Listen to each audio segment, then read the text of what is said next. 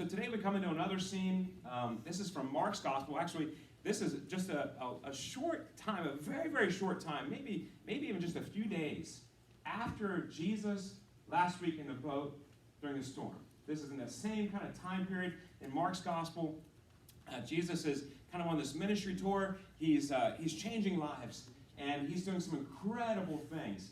And Mark chapter 5 is where we're going to come into this. And we need to see that what's going to happen here is that Jesus is he's going to interact with several people in this story. This is really, I would say, a story within a story. So we're going to see multiple things happening here as we read through Mark's Gospel narrative here. But we're going to kind of drill down and come into a story within the story. But Mark, I'll explain this a little bit later, like why Mark does some of these, why he writes his Gospel some of these ways. By the way, maybe you need to know, just be reminded for a minute about Mark and who Mark is. Mark was really kind of a follower, an apprentice, a disciple of Peter. So Mark is basically getting all of this information from Peter, who we know was with Jesus the whole time. And Peter is then telling these things to Mark, and Mark's Gospel is really a record of Peter's life and what Peter saw and what Peter did. And so just know that. So sometimes we don't know, who's Mark? Well, Mark he got all this from Peter, okay? Mark chapter 5 is where we're jumping in this morning, and we're going to start at verse 21 from the New Living Translation, okay? And I'm going to try to read through this a little bit slowly. I might interject a few thoughts at the end of each slide, okay? Because it is a long passage. So if you have a Bible, keep it open to Mark chapter 5. We'll come back to certain parts of it. It says that Jesus got into the boat again. Remember, just after the storm, he's in the same area around the Sea of Galilee. Jesus got into the boat again and went back to the other side of the lake, where a large crowd gathered around him on the shore. And then a leader of the local synagogue, whose name was Jairus, arrived. And when he saw Jesus, he fell at his feet, pleading fervently with him. "My little daughter is dying," he said. "Please come and lay your hands on her so she can live." So this is Jairus. He's a synagogue ruler, probably a very wealthy man, probably someone with a lot of, he was respected, well respected. He had influence. He is someone who walked and spoke with authority. And so notice that there's a crowd here. Crowds are always part of the scene. It's always part of the narrative. We need to understand when Jesus is doing incredible things, which he often does, that it attracts a crowd. And so Jairus has to kind of work his way through this crowd to get at Jesus, and he starts pleading with Jesus that my daughter is dying. She's back at home. She's dying. Please, please, please come with me. Come all the way back with me to my house, and so you can heal her. All right, moving on. Verse 24, Jesus went with him. That's a pretty cool little phrase. Jesus went with him, okay? He responded to Jairus, went with him. And all the people followed, again, this crowd crowding around him. And a woman in the crowd had suffered for 12 years with constant bleeding. She had suffered a great deal from many doctors, and over the years, she had spent everything she had to pay them. But she had gotten no better. In fact, she had gotten worse. So she had heard about Jesus. She had heard about Jesus, so she came up behind him through the crowd and touched his robe. For she thought to herself, if I can just touch this robe, his robe, I will be healed. So just notice like this contrast. We have this very influential synagogue ruler, Jairus, who has authority, he has wealth, he has a dying daughter. He comes to Jesus, and Jesus responds to him to go with him to heal his daughter. And in the midst of this, there's this crowd who's following, because they're hearing things. They're hearing about what Jesus is doing. In fact, right before these two scenarios in Mark chapter 5, there's another thing that happened that actually helped draw this crowd. Maybe you remember this story, that there's a man who's demon-possessed, and he is living in the tombs. And he comes out to find Jesus. Jesus didn't go to him. This man came to Jesus. He's demon-possessed, and Jesus starts talking to the man and to the demons, and he casts the demons, many demons. It says there's a legion of demons. A lot of demons are cast out of this man, and maybe you know the story. Where do the demons go? They go into a herd of pigs. Or a flock of pigs. Help me out here, farmers. Wayne, what are they? Or herd? Okay, thank you. So they go into this herd of pigs, sorry, and do you remember what happens? The pigs, maybe I get that saying because we say when pigs fly. Whoever started saying that messed me up, okay? So this herd of pigs who have the demons now inside of them, the demons, the pigs run down this hillside and right into the Sea of Galilee, and they drown. And the man, this is a whole different sermon. I don't want to go down this road. But the man, in the beginning of Mark chapter 5, there's this one little phrase that's so interesting in there because it says, people saw this man and knew that something had happened, something had changed within him, that he had been healed and cured of this demon possession. And then Mark throws in this phrase, like he was even dressed. Like, read that in there. It's really interesting. Like, okay, so what's that telling us? This man was so far out of his mind and so far possessed that who knows what this looked like. I mean, sorry to give you that, okay? But this man, his life was changed instantly. So people are hearing about this. People saw 2,000 pigs run into the sea and be drowned. Now, you don't think that the word is starting to spread? That there's this guy who's got some real power. There's a guy walking around who's doing stuff that, man, you just got to see it. It's incredible. This man who was demon-possessed, who lived in the tombs, he's cured. He's like a regular, normal guy now. Like, he's great. And so Jairus comes, and there's a crowd who's going to go with Jairus because they want to see Jesus have his daughter healed, heal his daughter. And then in the midst of this crowd, this woman breaks through, and she's got some severe problems going on. We're going to go through that in a minute. But let's continue the story. Going on, verse 29, it says, immediately, after she touched his robe, immediately her bleeding stopped, and she could feel in her body that she had been healed of her terrible condition. Jesus realized at once that healing power had gone out from him, so he turned around to the crowd and he asked, who touched my robe? And the disciples said to him, look at this crowd pressing around you, Jesus. How can you ask who touched me? But there's today's question. Jesus wants to know, who touched me? I could rephrase this in many ways to make it relevant to our conversation today. But Jesus is really asking, like, who had that much faith that they would come that close to me secretly, sneak in a touch, not wanting to disturb me, not wanting to be loud and proud, not wanting to make a show of things, not wanting to, like, name it and claim it, but who had so much faith that they were actually willing to sneak through this crowd and touch me? Because I want to know that person. I want to know who that person is. And in other words, you'll see in a minute, I want to honor that person. I want that person to actually know something and be honored. I don't want this to be a sneak attack. I want this to be a real interaction, an encounter with me. So find out who that is. Find that person. Who is it? Who knows who it is? The disciples are dumbfounded, like, yeah, as they always are.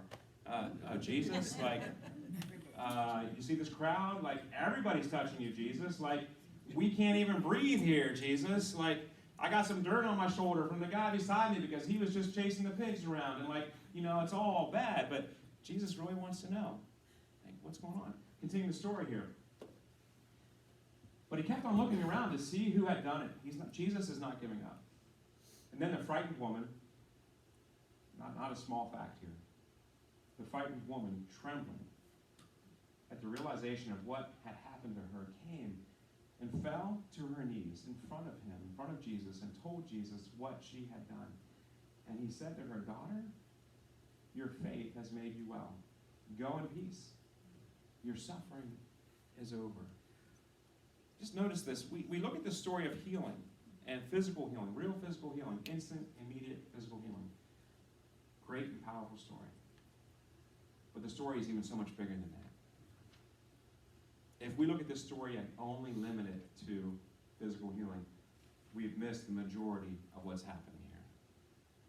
Here's a woman I'm going to refer to her several times, I call her the desperate woman. She is desperate. She has so much need in her life, in multiple categories. And Jesus healed her, but that's only part of the story. It's only part of what she needed was the physical healing. She needed so much more than that. And Jesus, he knew that already. But he wants her to know that. That's why he asked the question, who touched me? Who touched my robe? Who was it? Because he wants that person to know that what they got was only part of what he wants to give them. There's so much more. But in order for that to happen, I need to know who the person is, and you need to know that I know you. This is like a vicious circle sometimes, isn't it? All right, so moving on. There's a little bit more story here. And again, Mark's gospel, I have to include more of this because of the way that Mark writes all this. I'm honoring him today. So while Jesus was still speaking to her, messengers arrived from the home of Jairus. Remember, there's still another story going on here, okay? Jairus, okay? Jairus, the leader of the synagogue. And they told him, your daughter is now dead. There's no trouble. There's no use troubling the teacher now. But Jesus overheard them and said to Jairus, hey, don't be afraid. Just have faith. And then Jesus stopped the crowd, and he wouldn't let anyone with him except Peter, James, and John. Remember, Peter's the one who told Mark all this, so Peter gets a shout out here because Mark wants us to know this is an eyewitness account. Peter was there. This isn't just something that's legend or people heard about. No, I have an eyewitness account. Peter was there. In fact, James and John were there. So here's what happened. When they came to the home of the synagogue leader, Jesus saw so much commotion and weeping and wailing. And he went inside and he asked, why all this commotion and weeping? She isn't dead. The child isn't dead. She's only asleep. And finishing this up here. Go ahead, page. So the crowd, this is actually bizarre as well. The crowd laughed at him. The crowd laughed at Jesus. Now, I don't know about you, but I have some human tendencies to me. If y'all started laughing at me, I like to make you laugh sometimes. But if I said something and you started laughing at me that I was like, no, this is truth, and you started laughing at me, I might be just very inclined just to, hey, put my jacket on and go get my car keys and call it a day. Nobody really likes being laughed at when you want to make something happen, right? You're like, you know what can happen, and yet you're trying to convince other people. You're trying to be truthful and real and upfront with people, and yet they're not taking you seriously. And Jesus had a choice to make here. He's like, okay, I could respond to this and leave, or I could respond to this and honor why Jairus came to me. So he had a choice to make: answer to the crowd or answer to the person. Whole different sermon. We have a choice to make sometimes: respond to the crowd or respond to the person. Jesus says, I'm going to respond to the person. So he honors Jairus. He honors Jairus' faith. And he took the girl's mother and father and 3 disciples into the room where the girl was lying. And holding her hand, he said to her, Talitha kum, which means, little girl, get up. And the girl, who was 12 years old, immediately stood up and walked around. They were overwhelmed and totally amazed. And Jesus gave them strict orders not to tell anyone what had happened. And then he told them to give her something to eat. Very interesting chapter here in Mark's Gospel. There's a lot going on here. And Jesus asked this question. In all of this, I want to focus just back onto the woman who is bleeding. That's what we're going to focus on this morning. The question that he asked about who touched me. And we're going to focus on that. This was a desperate woman. There are multiple encounters here. 4 desperate people. And remember that 4 people in this chapter. There's the demon-possessed man. There's Jairus. There's the bleeding woman. And there is Jairus' daughter.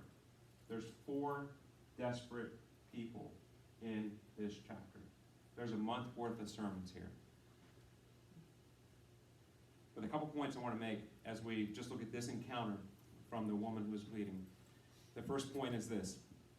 Your issues are part of your circumstances that put you on a journey through life. This woman had issues, many issues. I want to rattle them off quickly and go down through them.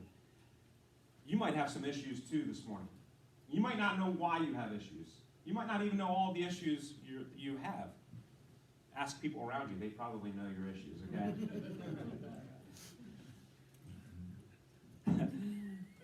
Dad, don't go there. Don't go there. Go back. All right, so, but you have issues. You have issues that are part of your circumstances. And you don't know why you have them. You don't know where they came from. Again, I was we were away this week, and we were driving home last evening, and I had a 4-hour drive, and I listened to a 2-hour podcast and about a guy who had been canceled and had a wake-up moment in his life. And I don't mind saying his name because it's pretty public information, but maybe you've heard of the comedian John Crist. And he was really thankful in this interview that I heard about him being canceled. And he went to rehab and went through a lot of moments of self-searching and figuring out what was going on. And he's doing well. He's in a good spot now. And but he talks about some of these things about his issues of some of these things that he realizes of what happened in his life were from his childhood, and he didn't really even know they were issues. And it wasn't that anybody did anything wrong to him. He talks about his parents a lot, and that his parents were great parents, but the message that his parents gave to him was not the message that he received, is how he says it. So he's not blaming his parents, but he's blaming, the message I received was not the message that they were giving. And just kind of some circumstances that he admits to in life, but I don't want to go too far down that, but really, we all have issues. We all have something that we're not, content with. We don't enjoy it. We have something about us that is just part of who we are, and it is part of our set of circumstances. And I just want to highlight this for a moment in your life to say your issues and your circumstances are really the things that will help lead you on your journey through life. So don't try to not that we try to build up the issues or make them worse. That's not what I'm saying. But don't devalue your issues. Don't devalue your set of circumstances, because it is those very things that can help your journey in life to get you where you need to be. Oftentimes we want to get where we think we need to be without actually recognizing our issues or our circumstances. And you know what happens? You get to where you need to be, and yet you still have all this stuff over here that has not been taken care of. You have a lot of baggage, and that baggage gets heavy and heavier. And if you don't deal with the issues and allow your issues to actually be part of your journey, they're not going to go away, I guess is what I'm saying. And so this woman had multiple issues, and I just want to recognize these because maybe you can identify with some of these issues. And part of them will put you on a journey, even your own journey today. Look again at Mark 5, just 25 through 28. Let's just show this again. A woman in the crowd had suffered for 12 years, okay, with constant bleeding. First issue is a physical issue. Physical issue. She had a bleeding issue. Suffering with a bleeding issue for 12 years. That's a pretty big deal. In the Greek, the interesting thing about this, the way this is written in the Greek, this is all one sentence. Some of you don't like my English? Okay. This was all one sentence in the Greek. If you look at this in a Greek Bible, there's no period. It's just commas. And it's written in such a way in the Greek that it crescendos. It starts to build as it's read. And when you get to the end, you know what a crescendo is. It's a musical term. Krista could be so much better at this than I am. But sometimes there's a crescendo, I believe, that it results in this kind of and if you are fond of sleeping during musical concerts, this might be you might remember this, because the crescendo builds, then all of a sudden there's cymbals. Bang! And you're like, whoa, yeah, that was great. Whoa, okay. And that's what's happening here. This is a crescendo. This starts and it builds. And you know where the cymbals bang? The crescendo moment is the last part of the sentence. And her faith, she says, if I can just touch his robe, bam, I will be healed. That's just a shout of where this all leads. Sorry if you don't relate to that, but okay, but she has a physical issue, bleeding. And again, in the Greek, written very differently, but in the Greek, it's very much assumed that this was a menstrual problem. This was an issue, and it was uncontrollable. She was desperate because she had a physical issue. But notice the very next line. She had suffered a great deal from many doctors, and over the years she spent everything she had to pay them. So she also had a financial issue. I say this 1,000 times when I'm pastoring. I believe in the literal Bible, and when it says everything, I believe it means everything. She had nothing left. She spent everything. She had a financial issue. If we were to say this today, we would say, she emptied her savings. She ran up her credit card debt. She sold whatever she had on Facebook Marketplace. She even had a side hustle, trying to get extra income. And Mark makes it clear that she had no money left. There was nothing left. There was nothing left she could do. She had nothing. She had sold everything, trying to resolve this issue in her life. How many of you might feel like you have tried so hard to resolve an issue in your life and you have nothing left? In whatever category that is of your life, you're depleted. You have no more reserves to give toward that issue. It's just, there's nothing. I'm at the end. There's nothing left to give here. I can't do anything else. There's nothing left for me to do. The desperate woman also had a relational issue. She had a relational issue. She had this circumstance of her bleeding, and that's a physical issue, but it also contributed to a relational issue. She had suffered from constant bleeding. A little bit of context here you need to understand. In this religious culture, constant bleeding caused relational issues and societal issues and religious issues. You want to spend some afternoon reading the Bible, just go to Leviticus chapter 15 this afternoon. And you will see the circumstances that she was up against. She could not do many things because of this bleeding. She was unable to participate in the temple or synagogue worship. For over a decade, she was not allowed in the temple or synagogue. That's a spiritual issue. We'll get to that in a minute. But because of that, she was limited in the people she could be around. She was basically, socially speaking, she was maybe one step better than a leper.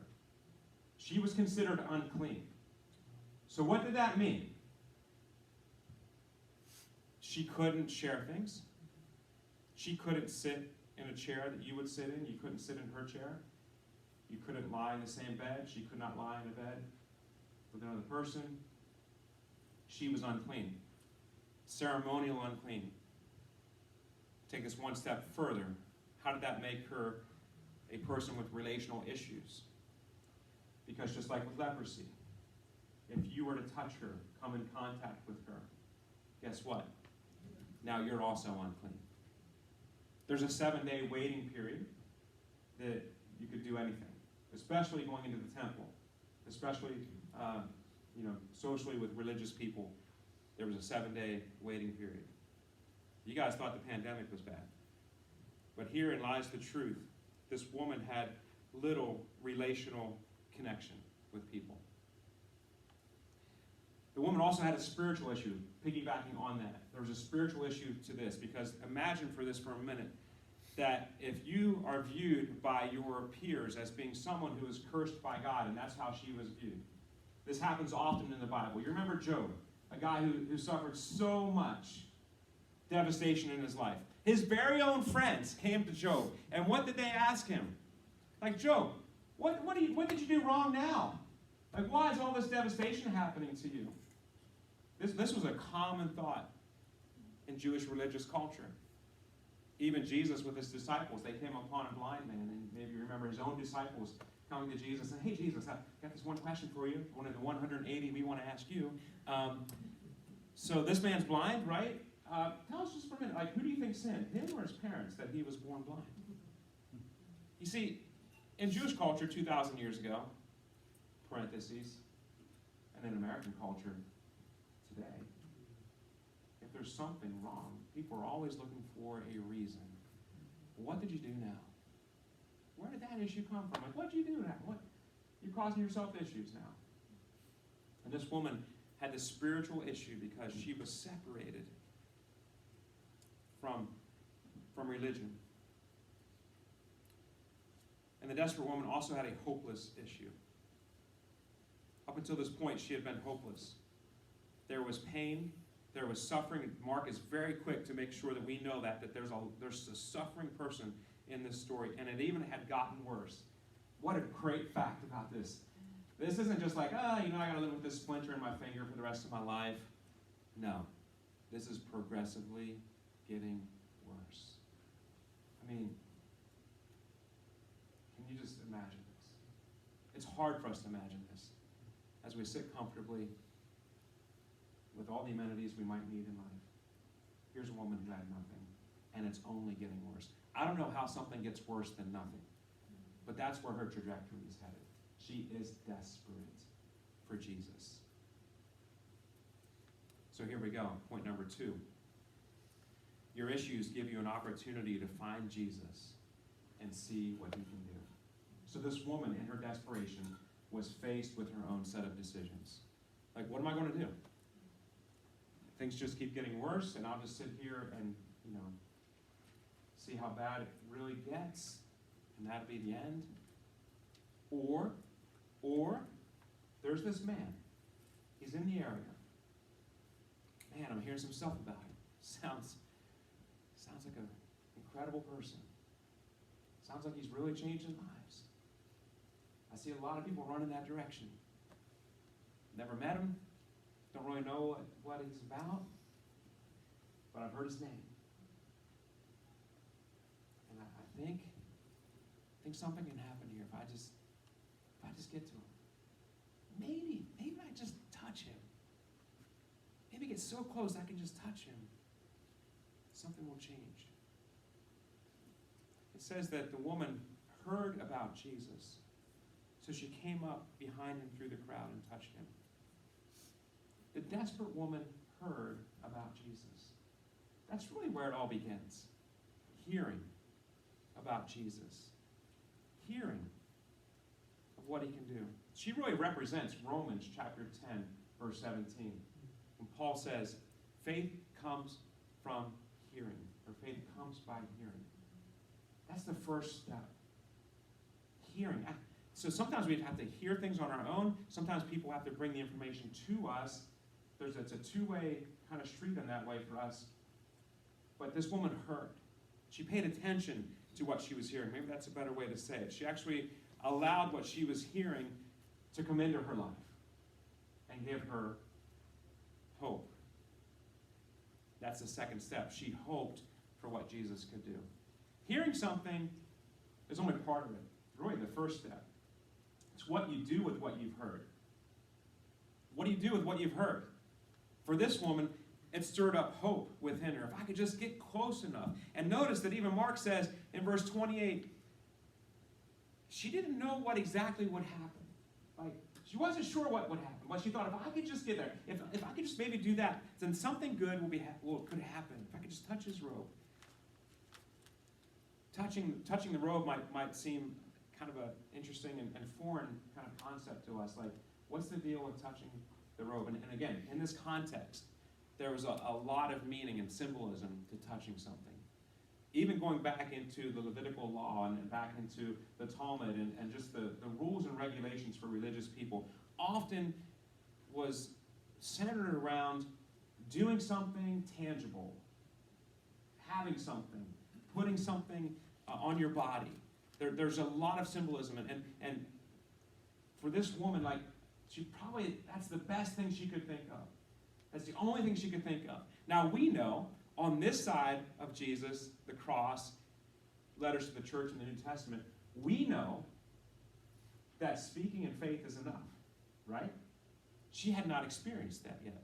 So the touch was like, really, the most basic thing that she could come up with to do. So she heard, and then she had hope, and then she actually received the healing in her body. And I love what happens here. It says that immediately the bleeding stopped, and she could feel in her body that there was no more pain. I mean, can you just imagine? Some of us are living constantly with some aches and pains, right? Some of us know, like, hey, there's something that's not right with my body physically. And in this moment, this woman, it says she felt, she knew that she had been healed. Her body confirmed that she had been healed. But more than that, there's something beautiful here, that she actually received more than physical healing. She received a confirmation from Jesus Christ himself of her faith. This is something that I think some of us might overlook. I know I do. When she reached out to Jesus and got the healing, it came upon her. But then she was fearful, notice, of what might happen next. She was fearful of being discovered.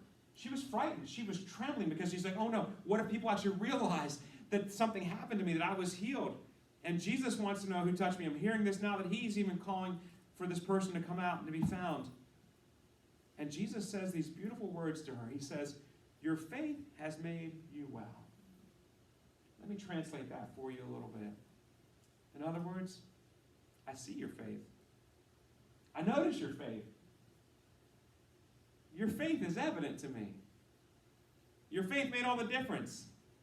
Way to go. This is such a confirmation, I think, of the woman and her faith, that sometimes, like, we just look at the healing and like, no. Jesus did so much more than that.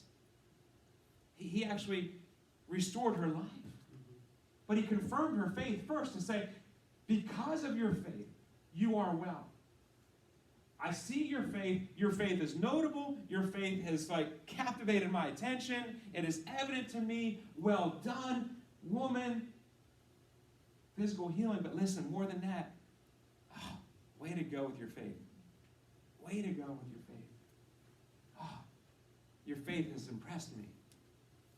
The third lesson for us, Jesus wants to know those who come to him in faith, who are reaching out to touch him. Really kind of the personalized form of this narrative for us today is that Jesus wants to know you. He wants to know those who are living with this kind of faith. He wants to know who's willing to get that close to him in belief and in faith. He also wants to know, who are the desperate among us? Who are the desperate around us? Who's living with such terrible conditions that they're willing to go to such extreme lengths? They've run out. They have nothing left. Everything's gone. But you have one last move. You have one last move. You don't know exactly how it's going to happen. You don't know what it looks like, but you have one last move, and it's going to Jesus. It's getting to Jesus. I've tried everything else, but getting to Jesus could be the thing. It's the only thing I have left. Here's the thing about Jesus. We notice in this story is that he possesses power from within himself. Jesus had power. I love how, again, Mark's such a great writer in this way.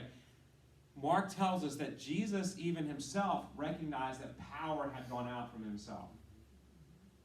Jesus felt something leave his body. What was that? It was power. So this wasn't just some mystical kind of rubbing a rabbit's foot or touching something and then maybe thinking that, something changed. No, this is actually a two-way transaction. I don't like the word transaction, but I can't think of a better word right now. But this is a two-way happening. That the woman received healing, but Jesus also felt the healing going out from him. Mark wants us to know that. Why? Because Jesus possesses power from within himself. What's that mean? It's God. Jesus is God. Jesus is the God-man. Just like Jesus possesses love from within himself, Jesus possesses power from within himself. It's a very monumental moment for both the woman and for Jesus. I think just as much as we would hope to receive something to solve our issues, Jesus is hoping to give something to solve our issues. It's not just us, and I know it's really hard sometimes to take things that we've already bought into, and for some of us, for years and years and years and years, we've bought into something, and we've lived on that and camped out on it, even if it's not true or if it's not the total truth. But a lot of times, we hesitate, I think, to go to Jesus asking for something because it's like, oh, he doesn't want to help me. Like, I don't deserve it. Or I've asked for this before and I didn't get it the way I wanted to. But come around the other side of the table for a minute with me. We have a loving God who's sitting there just waiting and knowing that he would give us anything. And how you say, Dan, well, how do you know that? Because he already did. Jesus went to the cross so that we could have everything, eternal life with him. Here's what's interesting about this story, the way that Mark writes it. Every one of these people, Mark chapter 5, is unclean. Categorically, religiously unclean people. The man who's possessed with a demon, living in the tombs, unclean. You touch him, you're also unclean. We have the woman who's bleeding, unclean. You touch her, you're unclean. We have the girl, and Mark is so good to point this out to us.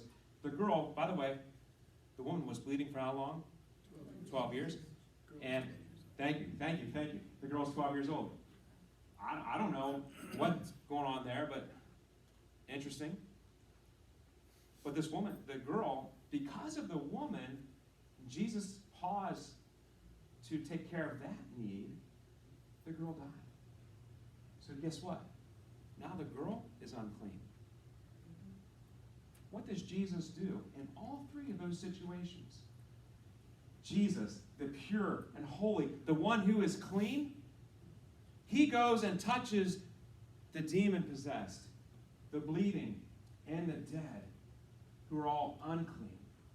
The clean goes to the unclean to make them clean and to become unclean for us.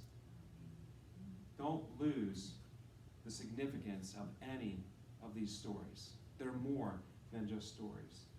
This is faith being honored. Jesus saying, no, you want to believe, and if you're willing to come to me, put everything on this, okay, I honor that. He says to the woman, your faith has made you well. And then he gives her this final send-off, go in peace. Her life was changed. She did not have peace. She knew no peace for 12 years. Nothing of the sort. Exact opposite. Now Jesus is sending her off in this blessing of a new life with him, filled with peace. The last point today, Jesus goes above and beyond our request, doing even more than we can ask or imagine. You have some issues? Bring it to Jesus. Bring an issue to Jesus. I want to give you a hope this morning that I believe that Jesus will not only help you with that issue, but he will do even more than you can ask or imagine. He will do even more. You want one thing? Jesus can do more than that. You want him to fix this one little area? Okay, Jesus, okay, yeah, we can fix that area. But how about we start taking care of some bigger things here? How about we do some more than you actually can ask or imagine? But just give me a little bit here, Jesus would say, and I'll work with that first. Let's go there. Let's start there. The Gospels often use a word called sozo, S-O-Z-O, the Greek word, sozo. It really just means to be saved. And it's a word that's actually used here for this woman. When Jesus said, your faith has made you well, it's the word sozo. It's the same as like complete or saved. It's used in other places.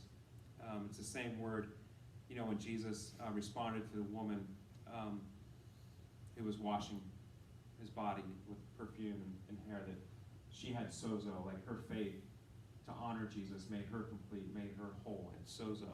It's the same word here. So I say that because, and I don't want to go too far down here, but there are some instances in the Bible where we only see that someone got healed. And that's all we know about them. But in this instance in the Bible, this woman not only got healed, but she had full and complete reconciliation to God. She was sozo. She was made complete. She was saved. Her life was not just changed physically, but the whole entirety of her life was changed in this moment because of her faith. What a beautiful story. John chapter 1, verse 12 says, to all who believed and to all who accepted him, he gave the right to become children of God. This woman is actually referred to no longer as woman, but Jesus calls her daughter. He brings her into his family, an entirely new identity that she got on this day. Simply because she heard about Jesus. She had a hope that he could be the one to do something, and she went to him for healing. And in that moment, she got a whole new life. God can do so much more than we ask or imagine. And the last thing that we hear Jesus saying to this woman, your suffering is over. He says that to her. Your suffering is over. How many of us would love to hear God speak into our life to say, your issue is over. Your issue is over. I'll take it all to you. Let me, the clean, come to you, the unclean, and I'll become unclean to make you clean. Your issue is over. Indeed, for those who believe and follow Jesus Christ, there will come a day we will face God in heaven, and he will say to all of us, your suffering is over. It'll be a beautiful day. Praise God for that. Amen. But what if? What if God is wanting to do something today to take care of your issues long before you see him in heaven? What if God is wanting to do something today in your life, but he's only waiting to see your faith? He's only waiting for you to come to him. He's only wanting for you to recognize how desperate you are for his spiritual touch in life. What if God wanted to do something so powerful in your life today? And he's ready to give. He's ready to pour it into your life. But he's really just waiting for you to say, yes, Lord, I believe it, and I'm coming to you. I'm coming to get it. Our faith is not based on works, so don't misunderstand that. But our faith requires a response. It requires a response. It requires an action on our part. God's looking for willing participants at this point. God's looking for people to say, I'm willing to push through the crowd a little bit. I'm willing to admit, I have no other reserves here. I'm out. Jesus is my last and only hope, and I'm willing to push any other hope, false hope aside, and put Jesus first to say, Jesus, I'm coming to you. And if God's looking for that, I'm willing to take that step. That's the response that our faith requires.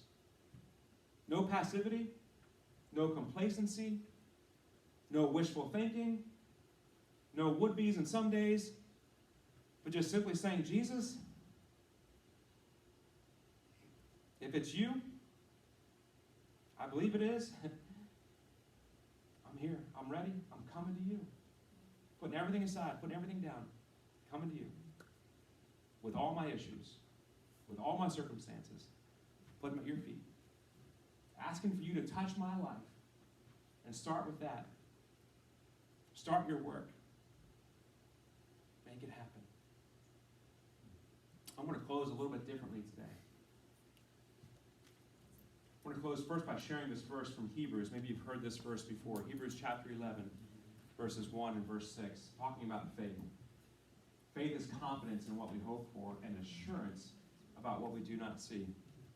We don't know exactly, what can be. We can't always see what is going to be. But a faith leads us to have an assurance and confidence in what can happen. And then a little bit further in that chapter 11, it says, without faith it is impossible to please God, because anyone who comes to Jesus must believe that he exists and that he rewards those who earnestly seek him. Part of our faith is an understanding of belief, of saying, God, I believe that if I take a step of faith, if I come chasing after you, come into your presence, and that I believe, God, you will do something. It's just part of my belief, that you will reward me. This isn't about monetary reward, financial gain. This is not that. This is about God just being present in your life and honoring you in such a way, honoring your faith, like he did for this woman. So we're going to close a little bit differently today. We're going to just play a song. It's going to be playing on the video, on the screen. And as you hear the words of the song, it's just a very simple song. It's about the worthiness of God. As you hear the song and meditate on its meaning in your life, if you'd like to just take one step of faith, and please do not feel pressured by anybody else in this room. This is simply between you and God. If you'd just like to take the first step in the spirit of this message this morning, all you need to do is just stand up. Just stand up. That's the first step.